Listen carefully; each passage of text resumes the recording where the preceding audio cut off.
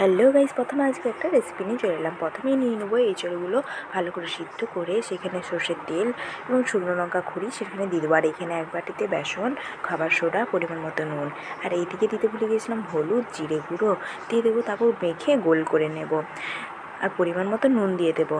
দিয়ে এইভাবে দেখো গোল করে নেব। তারপর এদিকে বেসনও মাখা হয়ে গেছে, পরিমাণ মতো জল দিয়ে আর এখানে তেলও গরম করতে দিয়ে দিয়েছি।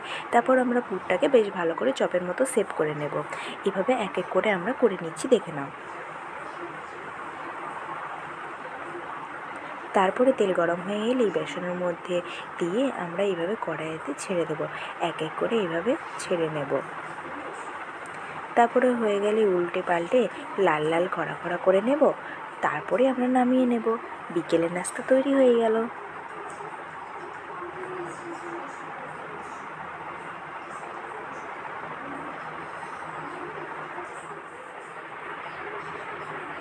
রাধে রাধে বন্ধুরা।